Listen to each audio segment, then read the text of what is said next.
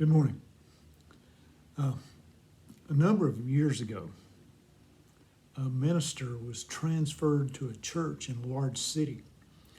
Totally unfamiliar with the urban environment, he decided that one of his first objectives was to gain some familiarity with the area. He went to a bus stop near his church, bought a bus ticket, and he rode the entire route to return to the place that he had begun. Along the way, he took notes of the buildings and landmarks that would allow him to find his way around. He also made mental notes of the people who boarded the bus and were his traveling companions. For the next few days, he boarded the bus again to explore its other local routes. On the fourth day, he did not have the exact change for the fare, so he handed the driver a $5 bill. After he took his seat, he realized the driver had given him a quarter too much. He smiled to himself and thought, well, it's only a quarter. But when the route ended, he gave the quarter back to the driver and explained that he had given him back more than was due. The driver smiled and said, I knew what I'd done. I just wanted to see what you would do. I will probably see you in church the next time that I'm free on Sunday. You know, we never know who's watching our actions to determine if we are who we represent ourselves to be. When I was in high school, I enjoyed being on various sports teams. I even enjoyed the practice sessions until near the end of each practice when we had to run sprints or laps. Running when not chasing a fly ball or dribbling a basketball down the court just wasn't a lot of fun. It was work, just pure conditioning. A couple of the guys went all out, pushing themselves, trying to better their previous times. Most of us just tried to tolerate the intrusion on our fun. One of those gung-ho runners went on to be an all-state receiver in football, held several state records in track. He was one of the most dedicated athletes I've ever seen. And to look at him in street clothes, you would have thought he had just left his performance as a lead singer in the youth choir. Well, he actually did have a good voice, but he was devoted to his physical fitness schedule. How dedicated does a Christian need to be? You hear people say all the time that he or she is a professing Christian. Is professing enough? A practicing Christian is probably a bit stronger, but there's still a gap between practicing and actual discipleship. In our lesson today, Jesus has taken his team for some final training sessions in Caesarea Philippi to prepare them for an ultimate test of their faith and courage.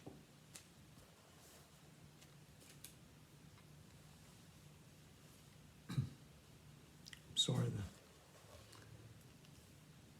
the lighting is changing on me with the clouds outside.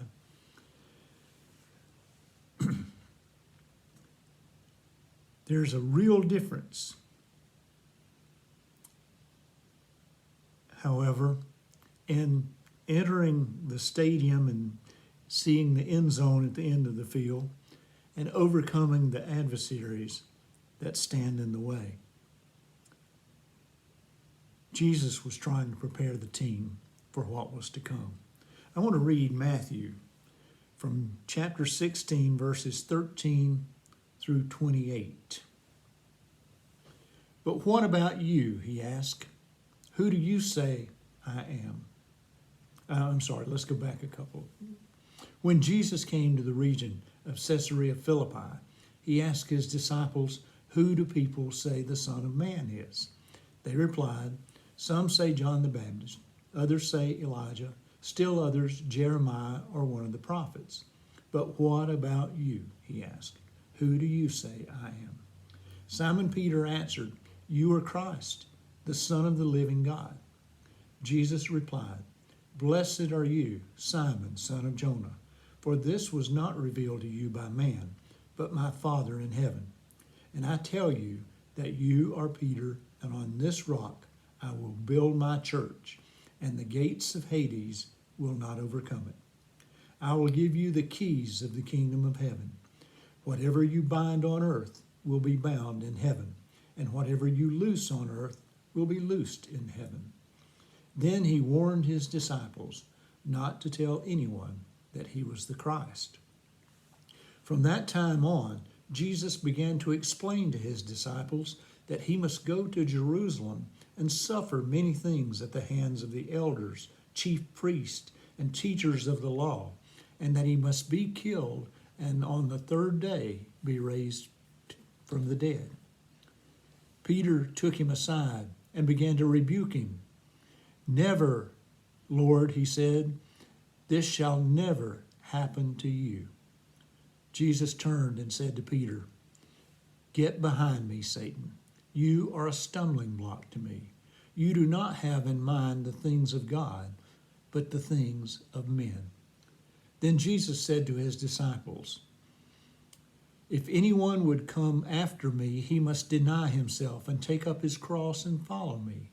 For whoever wants to save his life will lose it, but whoever loses his life for me will find it. What good will it be for a man if he gains the whole world, yet forfeits his soul? Or what can a man give in exchange for his soul?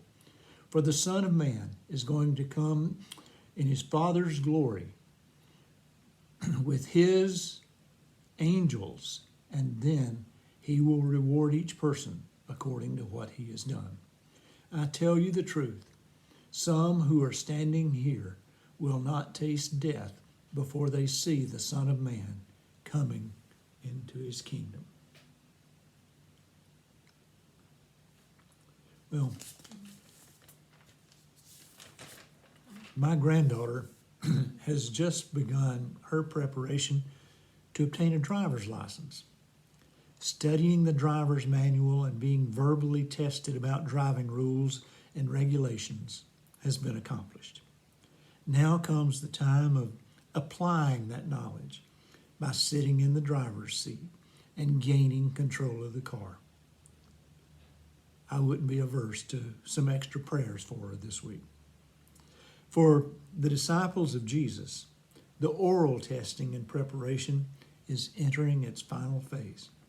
He first asked his men, Who do the people say that I am? Their replies included John the Baptist, Elijah, Jeremiah, or another prophet. But the second question that was directed to them, Who do you say I am? And Simon Peter quickly responded for the group, You are the Christ, the Son of the living God.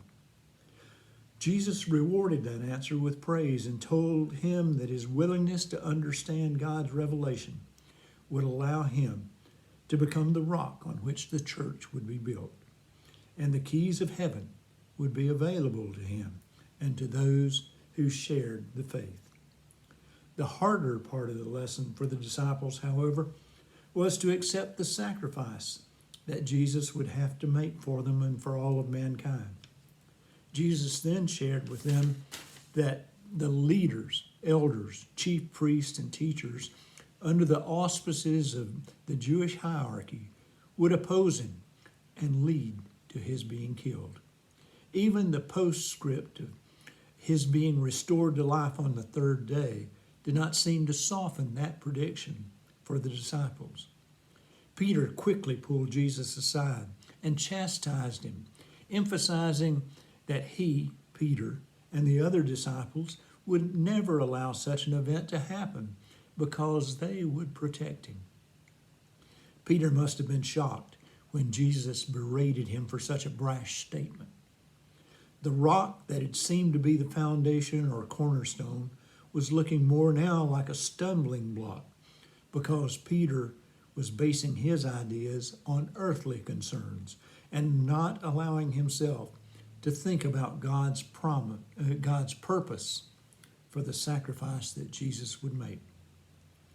It's then time again for Jesus to help prepare the disciples for a life of service to God, a life that has more meaning than an elevation of self-esteem or importance, because such things as riches or fame do not define the true worth of an individual.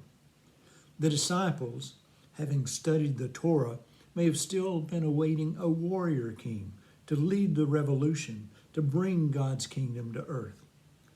But even with the example of Jesus before them, they could not imagine a regime based on a love of all mankind and a willingness to put aside ideas of secular rewards.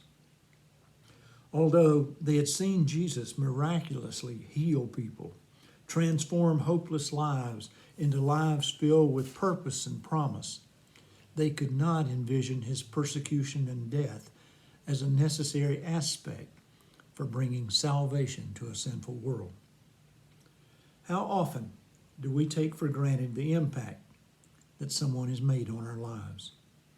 Over the course of my adult life, I've often felt remorse in not having fully expressed my gratitude to someone whose words, actions, or example encouraged me and helped enrich my life. The disciples were so caught up in the moment that they were willing to continue being in the presence of their teacher, helping him as he helped others. Like young birds in a nest, they were comfortable being fed and kept warm and protected. But the idea of solo flights and offering similar protections to a nest of fledglings was beyond their immediate thoughts. For Jesus, however, the time was quickly approaching, and the disciples would have to be prepared to stand as individuals and become instrumental in sharing the teachings of Jesus with the world. They would need to become the hands and feet of God in demonstrating a compassion and love for everyone they encountered in their continuing journey on earth. As we now move rapidly toward the observance of Easter, do we remain in our pews as casual observers, or is it time to roll up our sleeves? I've been watching various reports on the sports channels about the excitement of spring training as Major League Baseball prepares for a new season. And I was reminded of a John Fogerty song about baseball entitled Center Field. Some of the words are, "Oh, put me in, coach, I'm ready to play today. Put me in, coach, I'm ready to play today. Look at me, I can be center field. Got a beat up glove, a homemade bat, and a brand new pair of shoes. You know, I think it's time to give this game a ride. Just to hit the ball and touch 'em all. A moment in the sun. It's a gone, and you can tell that one goodbye. Put me in, coach." You know, we can stay in the pew and sit on the bench and watch others on the field, or we can step up to the plate, offer our help, and make a difference in someone's life. Just talking a good game is not enough. Just listening may kindle our interest, but actually reaching out our hands in service enables us to experience and share God's love. Let's pray together. Dear God, thank you for your eternal love. Please help us to follow Jesus' example in sharing that love with others each day. Amen.